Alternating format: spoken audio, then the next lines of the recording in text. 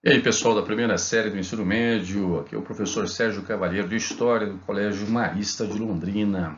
Primeiramente, eu gostaria que essa videoaula chegasse até vocês e os encontrassem nas melhores condições possíveis, aí, na companhia de suas famílias. Veja só, a gente está falando no módulo 1, os primeiros passos da história, especificamente no capítulo 2, Assim Nasceu a Humanidade. Nós já falamos da pré-história da América e começamos a falar do processo de civilização, incluindo a primeira parte da civilização mesopotâmica, que é o conteúdo principal dessa aula. Vamos lá?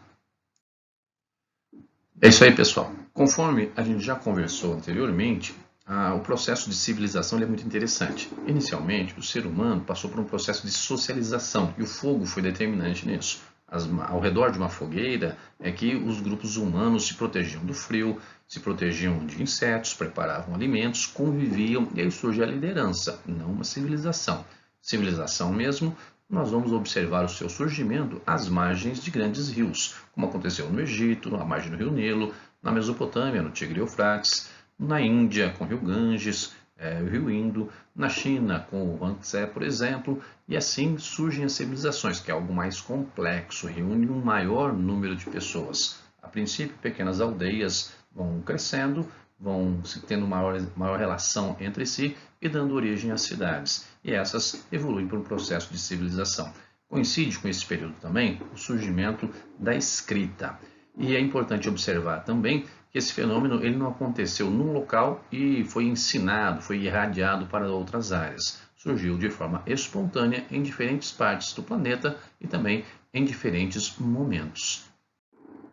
Neste capítulo 2, nós vamos estudar os povos que formaram a Antiguidade Oriental. O tema dessa aula são os mesopotâmicos. Depois nós vamos falar de quem? Egípcios, em seguida fenícios, persas e hebreus. Nas regiões que eu me referi agora mesmo, nós temos aqui, presta atenção, hein? Olha só, no nordeste da África, onde surgiram os egípcios, e um pedacinho do Oriente Médio com fenícios e hebreus. Nessa região, as margens do rio Tigre e Eufrates, o surgimento da Mesopotâmia. Junto a eles, no Planalto do Irã, o desenvolvimento dos persas. Aqui no subcontinente indiano, os rios Indo e o rio Ganges. E lá no Oriente, o desenvolvimento da civilização chinesa, com os rios Yangtze e o Huanghe, né, os rios que significam aí, cores. A gente vê o surgimento das primeiras grandes civilizações. No caso específico aqui, entre o Egito e a Mesopotâmia, projetando essa região para essa parte do mapa aqui, a gente tem o formato de uma lua crescente, é o crescente fértil. Uma lua crescente em que a presença dos rios garante a possibilidade de produção agrícola e a manutenção, a existência de grandes civilizações. Nesse mapa você consegue ver melhor isso que eu estou falando, é a formação do território que chamamos de crescente fértil. Essa região que nós vamos estudar, a Mesopotâmia, olhando no globo terrestre, ela se refere a essa partezinha aqui. Atualmente é o território do Iraque. Percebam, aqui nós temos o continente africano, a Europa e aqui a Ásia. Portanto, o Iraque, da atualidade, a antiga Mesopotâmia, era a ligação entre esses três territórios, era uma zona de passagem, o que fazia com que, necessariamente, essas populações que se fixaram por ali, os povos que formaram a Mesopotâmia, tivessem grande preocupação com a sua segurança, tivessem que investir em sistemas de defesa e até mesmo equipamentos de guerra. Vejam só, é muito importante a gente observar os aspectos geográficos da região da Mesopotâmia. Mesopotâmia, a gente diz que significa terra entre rios. Ao pé da letra é meio d'água, mas no sentido de terra entre os rios, as águas dos rios Tigre e Eufrates. Observem que mais ao norte aqui nós temos as montanhas do Assur. As nuvens de chuva vêm do mar Mediterrâneo e chegando até que essas montanhas passam por um processo de precipitação. Dessa forma, os rios transbordam, proporcionando condições apropriadas para a agricultura nas suas margens. Mais ao sul, nós temos a região da Suméria, que foi exatamente o berço das primeiras cidades-estados que vão dar origem à civilização mesopotâmica. É importante observar que na região da Mesopotâmia nós não temos o povo da Mesopotâmia, mas diferentes povos como sumérios, acádios, amoritas, assírios, caldeus, babilônicos, além daqueles que passavam por aquela região, ligando ali a Ásia à África ou mesmo em direção à Europa. Portanto, povos mesopotâmicos e não o povo da Mesopotâmia. Politicamente falando, no início, a Mesopotâmia esteve organizada em cidades-estados independentes. Cidades-estados são unidades políticas que são independentes umas das outras. Tem um governo próprio, tem uma arrecadação de impostos que é própria também, um sistema militar também individualizado, né? Cada cidade tem o seu. No entanto, podem estar ligadas umas às outras por vínculos comerciais, até mesmo culturais, como língua e religião, por exemplo. Como nós estamos falando de uma região, falando de região com povos diferentes e línguas também diferentes, em determinadas cidades nós vamos ter um governante chamado de patesi, ou lugar em outras cidades. Na região leste, quase sudeste da Mesopotâmia, bem próximo ao Planalto do Irã, surgiu a civilização suméria, e depois acompanhada aí pelos acadianos. Nessa região, fundaram diversas cidades-estados. A mais importante delas foi a cidade-estado de Ur, a cidade suméria, uma das mais antigas cidades do mundo.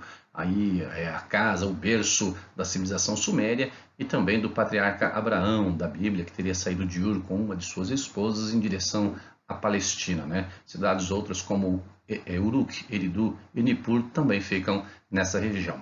Foi na Suméria que surgiu um dos mais antigos sistemas de escrita, talvez até o mais antigo, que é a escrita cuneiforme.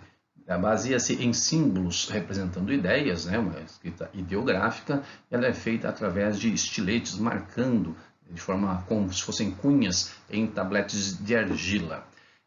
Também, no caso dos sumérios, as cidades-estados tinham uma característica política que será predominante na antiguidade. Não todos, mas haverá uma predominância de estados teocráticos. E o que é uma teocracia? Teo, em grego, é Deus. Cracia é poder. É quando um governante ele é visto, é respeitado pelo seu povo, como se fosse um Deus vivo, né? Bom, a Suméria, a região da Suméria, as cidades ali existentes, entram num processo de decadência ali por volta de 2350, que coincide aí com a ascensão e o domínio dos acadianos, liderados aí pelo Sargão II. E nesse esquema a gente consegue ver a cidade suméria de Ur. Observem que ao redor da cidade a gente tem um conjunto de muralhas que eu estou destacando aqui para vocês. Ó, vendo? Um conjunto de muralhas com algumas portas de entrada e alguns locais controlados especificamente. E se destaca na paisagem, ó, o zigurate, o famoso zigurate de Ur. E o que é um zigurate? Você vai descobrir daqui a pouquinho. Isso que você está vendo é o zigurate de Ur, construído em tijolos com uma base maior do que o seu topo, que passou por um processo de erosão. Lembra um pouquinho uma pirâmide. O zigurate servia como palácio administrativo, como observatório astronômico, até mesmo como templo religioso. Ele tinha, provavelmente, né, a partir de suas estruturas, esse formato. Visto de cima, dá para ver que ele passou por um processo de erosão. Para você ter noção do tamanho, aqui tem uma pessoa. Vê uma pessoa e uma van aqui do lado, né? Então dá para ver que era uma construção bastante grande. E na paisagem, na reconstrução da cidade, destaca-se aqui a imagem, né, a presença do zigurate. A pirâmide social mesopotâmica ela é bem comum e bem parecida, inclusive, com a do Egito, que nós vamos ver depois numa outra aula. Lá no topo nós temos a figura do rei, do governante da cidade-estado, e na formação dos impérios também é o imperador.